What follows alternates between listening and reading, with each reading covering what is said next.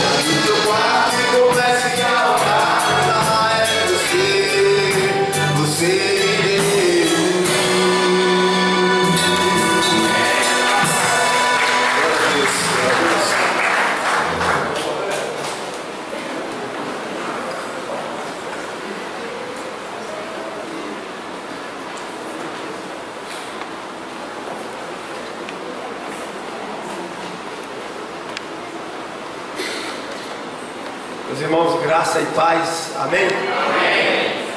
Vamos fazer o recitativo bíblico? Já fez? Já? Vamos recitar mais uma vez, está tão bonito aquilo ali, então. Vamos lá?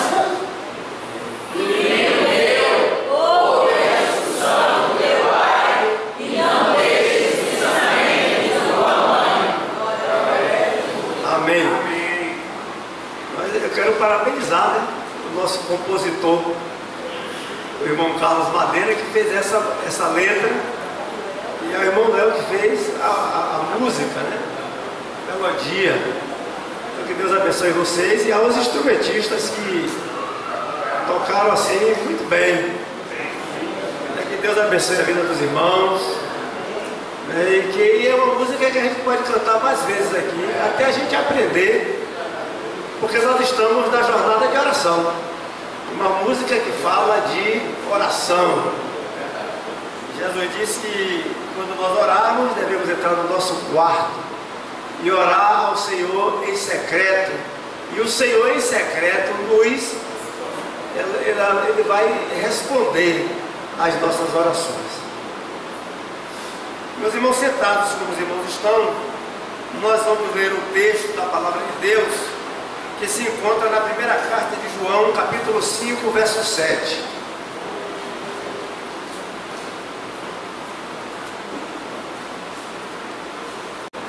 Eu ainda estou com a garganta bem ruim, irmãos. Então, peço aos irmãos um pouquinho de paciência para falarmos desta noite.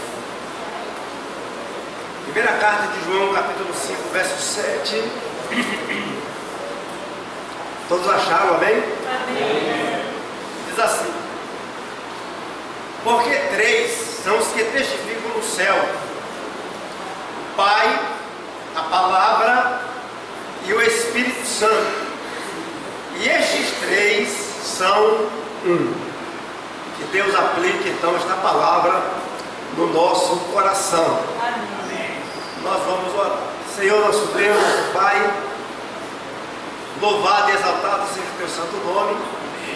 Ó Deus, nesta noite nós te pedimos, ó Deus, a tua orientação.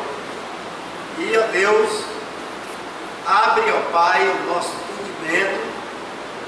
Abre, ó Senhor, a nossa inteligência, para que possamos, ó Pai, compreender a tua palavra e entronizar, ó Deus, os aprendizados da tua palavra no nosso ser, para que, ó Pai, em tudo nós sejamos assim aprovados por ti. Graças te damos, ó Pai, por esta noite, no nome de Jesus, amém. Agora, esse ar aqui não está me ajudando muito, não. Se alguém puder dar um jeito nesse ar aqui desse lado. Hoje ele não me ajuda, não. Senão eu vou perder a voz. Nós vamos falar, meus irmãos, sobre a ação da Trindade na história da igreja. A ação da Trindade na história da igreja. Então, a Trindade Santa, o Pai, o Filho e o Espírito Santo, essas três pessoas que são, meus irmãos, que são pedagogicamente, são elementos que nos compreendem, que nos ajudam, melhor dizendo, a compreender a ação de Deus na vida da igreja e na história da igreja.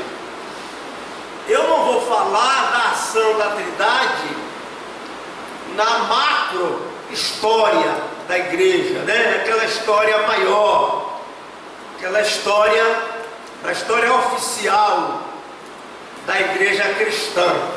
Nós não teríamos tempo. Nós vamos falar de uma micro história, né? E até de uma endo história, de uma história de cada indivíduo, né, de cada pessoa, porque a história de cada pessoa, ela compreende em si mesma a ação do Pai, do Filho e do Espírito Santo. Existiu um pensador italiano chamado de Joaquim de Fiore. E Joaquim de Fiore, ele fez uma abordagem da história do Ocidente a partir da Trindade. Então, de Fiore dizia o seguinte, que nós podemos dividir a história da humanidade no Ocidente, né, em três fases: a fase do Pai, a fase do Filho e a fase do Espírito Santo. Então nós podemos dizer também que em toda a dinâmica da vida da igreja e na história da vida de toda a igreja local, nós também temos esta ação, a ação do Pai, a ação do Filho e a ação do Espírito Santo.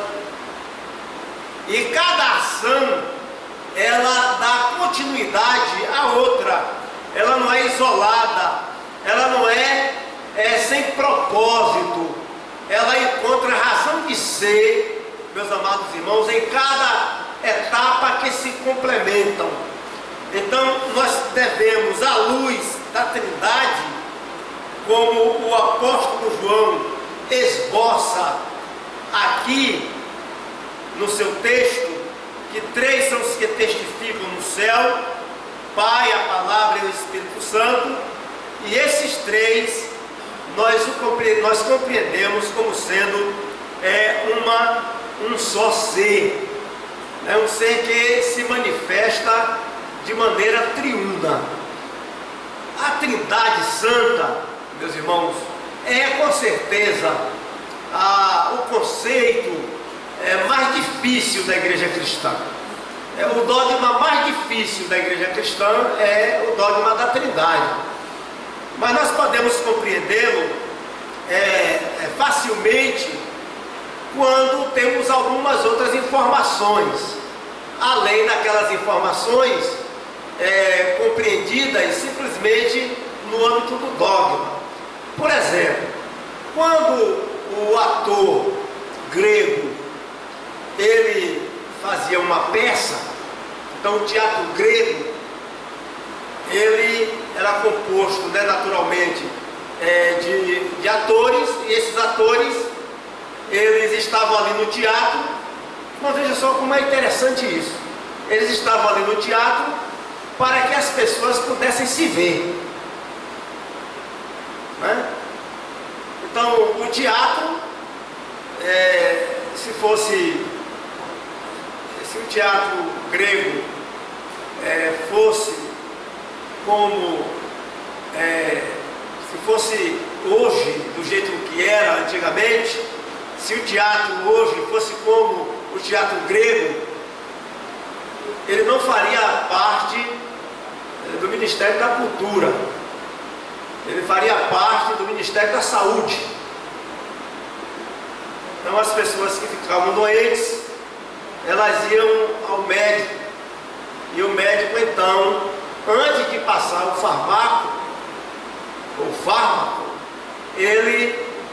o médico dizia para a pessoa ir ao teatro: você vai ao teatro, só tome o remédio depois que você for ao teatro, para você se ver. Então a tragédia grega falava da vida, onde as pessoas pudessem então se ver, e a partir de se verem, pudessem então identificar onde erraram, porque a doença era entendida assim. Então o ator grego, ele interpretava no máximo três personas. Então ele tinha a máscara, ele ficava com pelo menos, ou melhor, no máximo 3 máscaras. Então quando ele interpretava uma persona, a primeira ele colocava no rosto, depois interpretava a segunda, e assim ia. Então nós temos aí, são 3 maneiras, né, que as pessoas pudessem ver, meus irmãos, através de um mesmo ator, as situações da vida. De igual maneira, Deus se manifesta no palco da história humana, né, como três pessoas, como Pai, como Filho e como Espírito Santo. E a partir daí, então, revelar-se como esse Deus onisciente, onipotente, onipresente, soberano, uno, justo, santo. Então esse Deus maravilhoso. Então veja como Deus agiu para nos salvar e para nos ensinar. Então, primeiramente, o Pai, na história da vida da igreja, o Pai enviou o Filho. O Pai enviou o Filho. João 3,17 diz: porque Deus enviou o seu Filho ao mundo, não para que condenasse o mundo, mas para que o mundo fosse salvo por ele. Então, a primeira ação é a ação do Pai. E a ação do Pai é a ação de enviar o seu Filho. Ele cria todas as coisas, mas o pecado, então, contamina todas as coisas. E se faz necessário, então, a restauração de toda a criação, inclusive a própria vida humana, e principalmente ela. Então, João nos diz que Deus enviou o seu Filho, não para que condenasse o mundo, mas para que o mundo fosse salvo por ele. O apóstolo São Paulo, ele vai compreender esse envio, né, de Deus, quando envia o seu Filho, de uma maneira mais ampla do ponto de vista da compreensão histórica da época em que a igreja já estava se disseminando por todo o mundo. Ele diz: e vindo a plenitude dos tempos, o apóstolo São Paulo, vindo a plenitude dos tempos, e Paulo quer dizer assim, se cumprindo toda a etapa da história humana, a etapa do Pai, ou seja, concluindo a etapa do Pai, vindo à plenitude dos tempos, Deus enviou o seu Filho. Deus enviou o seu Filho, nascido de mulher e nascido sob a lei. O Pai enviou o Filho, e ele enviou o Filho para que os homens pudessem ser salvos, para restaurar toda a criação, e enviou o seu Filho, como diz o apóstolo São Paulo na carta aos Gálatas, capítulo 4, verso 4, enviou o seu Filho na plenitude dos tempos. Deus enviou o seu Filho. O idioma grego tem duas palavras para tempo, e essas duas palavras, elas estão na Bíblia, né? A primeira palavra é a palavra cronos, que é o tempo que se pode contar, é aquele tempo que a gente chama de cronometrado, aqui do relógio, né? A gente diz que um dia tem 24 horas, e o tempo que ele não pode ser medido. Ele é chamado de tempo oportuno de Deus, ou tempo oportuno do Pai. Então, quando o apóstolo São Paulo fala em Gálatas 4 que Deus enviou o seu Filho na plenitude dos tempos, não usa a palavra cronos, usa a palavra kairos, que é tempo oportuno de Deus. E todos nós estamos compreendidos, meus irmãos, neste tempo oportuno de Deus. Deus tem um tempo para cada um de nós, e Deus sabe exatamente o que fazer e como agir dentro desse tempo. E a palavra de Deus nos ensina o seguinte, que o Pai envia o Filho. Essa é a ação e o Filho glorifica o Pai. Esta é a continuidade da ação. Então, quando Deus envia o seu Filho age para o propósito para o qual ele foi enviado, e Jesus mesmo diz isso: eu vim para fazer a vontade do meu Pai. E isso é a minha comida, e isso é a minha bebida. E Jesus então, quando obedece, e Jesus então, quando cumpre a missão dada pelo Pai, ele glorifica o Pai. E ao glorificar o Pai, há então a continuidade da ação. João 17, verso 1 diz: Jesus falou assim, e levantando seus olhos ao céu, disse: Pai, é chegada a hora, glorifica a teu filho, porque também o teu filho te glorifique a ti. E João 17, de 2 até 3, diz assim: assim como lhe deste poder sobre toda a carne, para que dê a vida eterna a todos quanto lhe deste, e a vida eterna é esta, que te conheçam a ti, só, por único Deus e verdadeiro, e a Jesus Cristo, a quem tu enviastes. Então, a continuação da ação de Deus na vida de Jesus Cristo, na vida dos apóstolos, meus queridos irmãos, é a glorificação do Pai. Então Deus deve ser glorificado nas nossas vidas. O Pai enviou o Filho, e o Filho enviou o Espírito. O Pai enviou o Filho, e o Filho enviou o Espírito. O Filho então produz uma outra ação, a ação do Espírito. Meus irmãos, nem o Pai é maior do que o Filho, nem o Filho é maior do que o Pai, nem o Filho é maior do que o Espírito, e nem o Espírito é maior do que o Filho. Jesus disse: eu e o Pai, nós somos um só. Somos um só, eu e o Pai. Veja o que diz a palavra, João capítulo 16, verso 7, diz: todavia digo-vos a verdade, que vos convém que eu vá, porque se eu não for, o Consolador não virá a vós, mas quando eu for, eu o enviarei.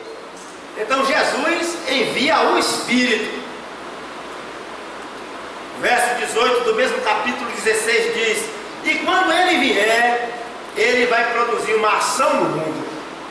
Então, quando o Espírito chegar, quando ele for enviado, ele vai produzir uma ação no mundo dos homens. E qual é essa ação?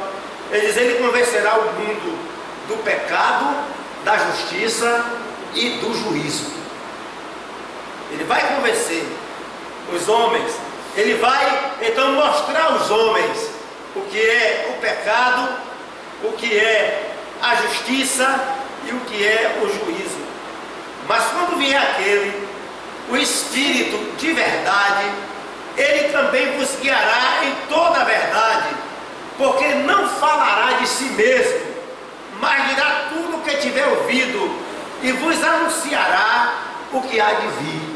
Assim como Jesus falou do Pai, Jesus não fala dele mesmo, ele fala do Pai, para que o Pai seja glorificado. A palavra de Deus diz que o Espírito é enviado pelo Filho, e Jesus diz: e quando ele vier, ele falará de mim.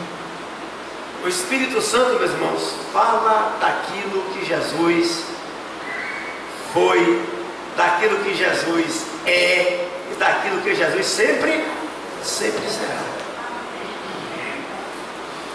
O Espírito então glorifica o Filho. A glorificação do Espírito sobre a pessoa do Filho é a continuidade da ação, né?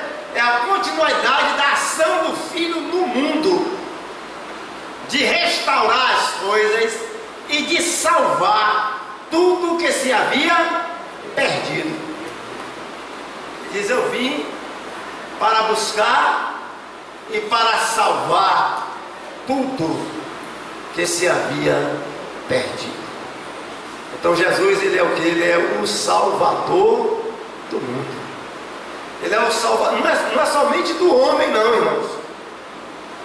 Não é só do homem. É o Salvador do mundo. É o Salvador da criação. É muito interessante nós entendermos esses elementos do Novo Testamento, porque se nós não soubermos algumas palavras do Novo Testamento, nós temos mais dificuldades de interpretar o texto. Por exemplo, quando Jesus estava com os discípulos de João, então João Batista disse assim, apontou para Jesus e disse: eis o Cordeiro de Deus que tira o pecado do mundo. A palavra é cosmos, é criação. Eis o Cordeiro de Deus que tira o pecado de toda a criação. Então Jesus não veio somente para salvar os homens, não. Ele veio para salvar todas as coisas. E, inclusive, eu e você. Então, a continuidade da ação, meus irmãos, do Espírito, da ação do Filho, na pessoa do Espírito Santo, é que o Espírito Santo glorifica o Filho. Mateus 28:19 diz: portanto, ide, fazei discípulos de todas as nações, batizando-os em nome do Pai e do Filho e do Espírito Santo. O que é então que Jesus está ensinando? Que existe uma continuidade dessas ações na vida das pessoas, né? Que se achegam ao Evangelho, à verdade, né? Elas então serão batizadas em nome do Pai, em nome do Filho e em nome do Espírito Santo. As pessoas são batizadas em nome do Pai, do Filho e do Espírito Santo por causa desses entendimentos, meus amados. O Espírito então mantém a autoridade do Filho no mundo e na igreja. E a igreja é também, meus irmãos, uma continuidade da ação do Espírito. Da ação do Espírito. Na esfera, e na igreja e na esfera da divindade, a continuidade ocorre, felizmente, sem nenhum atropelo. Porém, na esfera humana, as coisas são mais complicadas. Existem alguns elementos que têm impedido a igreja de prosseguir numa ação contínua do Pai, do Filho e do Espírito Santo. A última instância é a instância da igreja, que é o momento, meus irmãos, da ação do Espírito no mundo. Deus enviou o Filho enviou o Espírito e o Espírito envia os homens. Os homens são enviados pelo Espírito de Cristo ao mundo para dar continuidade à ação redentora de Jesus Cristo. Agora, amados, o que pode impedir essa ação na vida da igreja? Meus irmãos, só quem pode destruir a igreja é a igreja mesma. Só quem pode destruir a igreja é a igreja mesma. Jesus disse que uma casa dividida, ela não subsiste. Então nós estamos aqui para dar essa continuidade. Nós somos, historicamente, a continuidade disso, meus irmãos. E o que pode impedir? O individualismo. Igreja não é lugar para projetos individuais. Todo projeto da igreja é um projeto coletivo. Aqui não pode, meus irmãos, sobreviver pessoas em si mesmadas. Não, aqui não pode. Aqui não há lugar para isso. Porque todo o projeto da igreja é um projeto, meus amados, coletivo. É porque o individualismo, ele gera soberba. O individualismo produz a ilusão da autossuficiência, e a soberba gera engano no coração. O profeta Obadias, capítulo 1, verso 3 diz: a soberba do teu coração te enganou, e como que habita nas fendas das rochas, na sua alta morada, que diz no seu coração: quem me derrubará em terra? Outro elemento mentiroso, gerado pelo individualismo e pela soberba, é aquela da segurança total. Eu sou inatingível, né?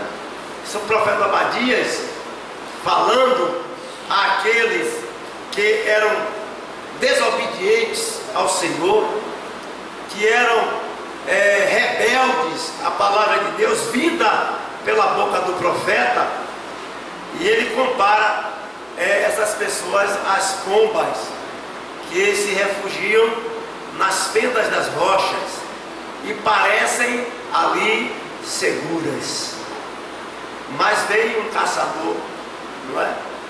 Um arqueiro com uma flecha mais fina e derruba a pomba dentre as fendas da rocha. E é justamente essa comparação que Obadias faz àqueles, não é, que se julgam autossuficientes, né, daqueles que são individualistas, daqueles que só pregam projetos pessoais. E a outra coisa que pode nos impedir de dar continuidade a essa maravilhosa obra, meus irmãos, do Espírito Santo na vida da igreja, é também uma coisa chamada de ufanismo. Existe o individualismo e existe o ufanismo.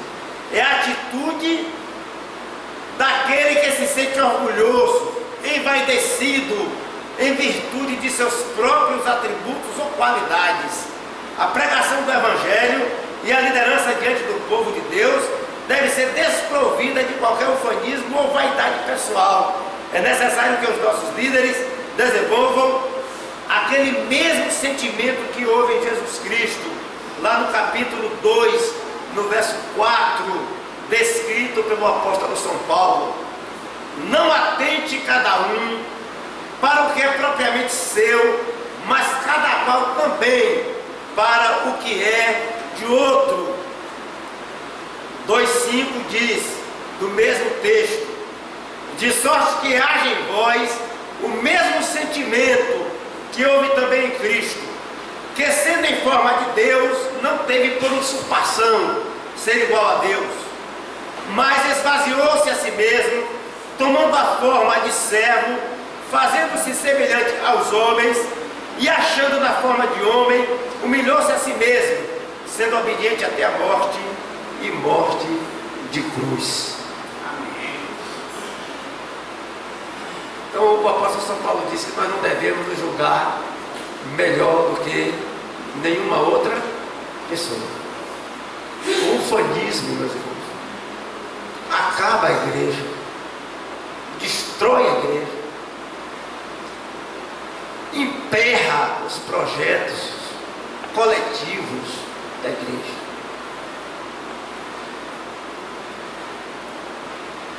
E por último, um outro elemento é o imperialismo. Aí o individualismo, o ufanismo e o imperialismo. O imperialismo é uma atitude política voltada para a expansão e a hegemonia das ideias de um só indivíduo ou interesse de uma só nação. A gente conhece bem, né? A ação política norte-americana imperialista. A gente conhece bastante isso, né? Já sofremos na carne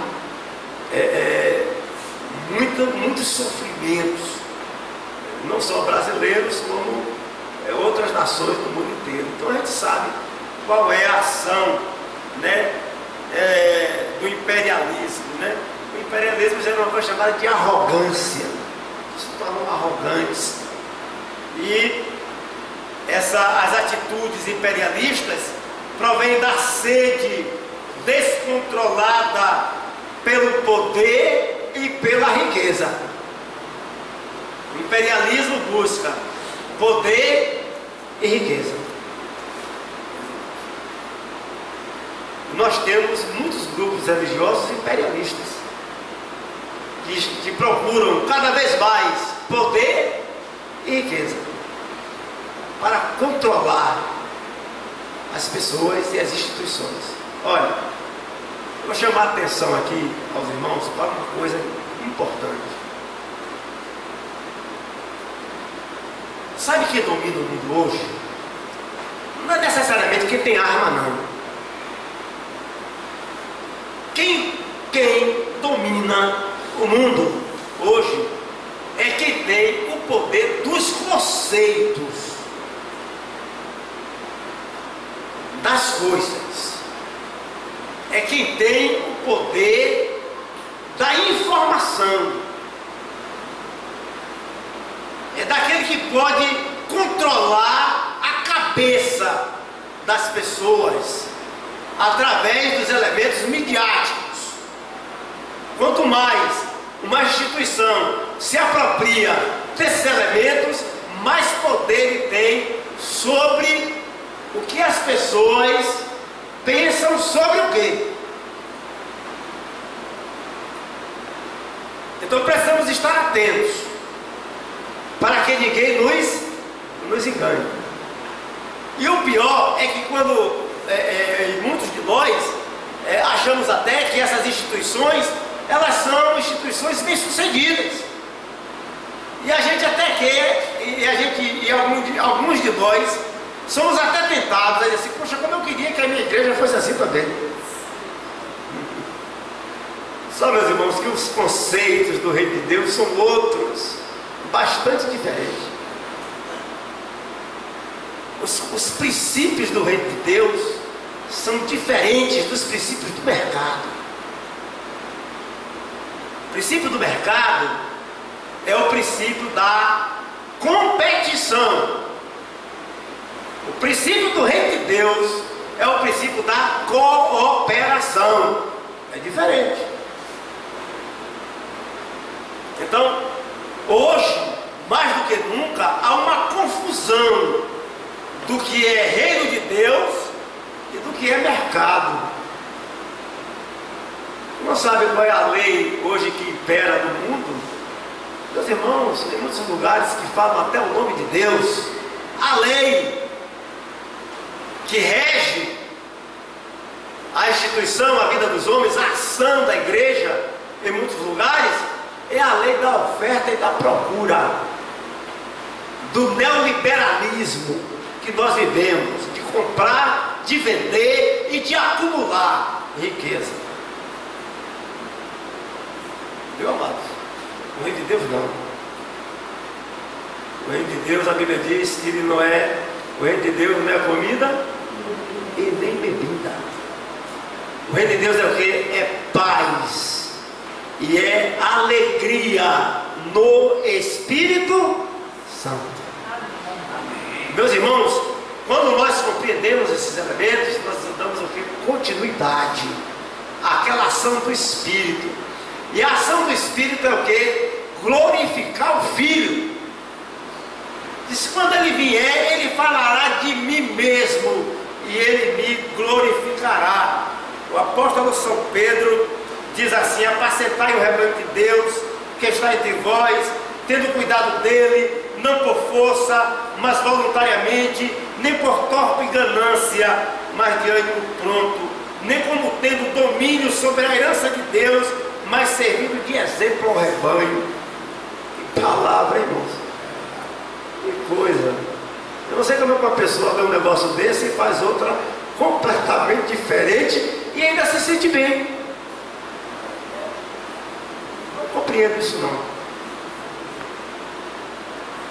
Concluímos dizendo, esses elementos são completamente, meus irmãos, esses elementos ditos anteriormente, o individualismo, o ufanismo e o imperialismo, são completamente desaconselháveis pela Bíblia.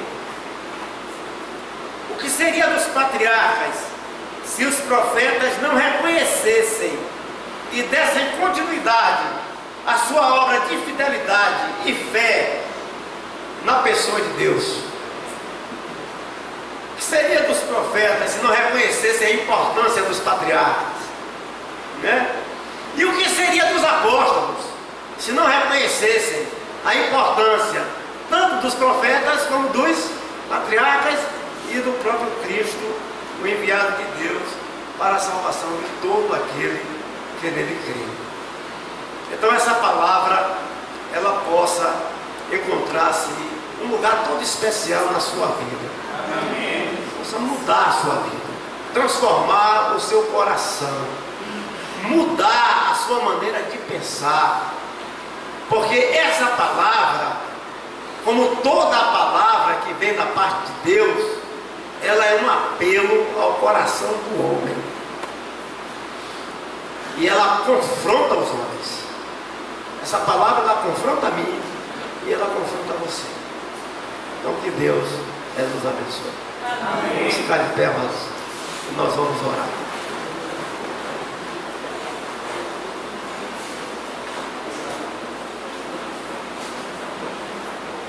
Nós vamos orar. Eu pedi a nossa irmã Lídia que ore ao Senhor.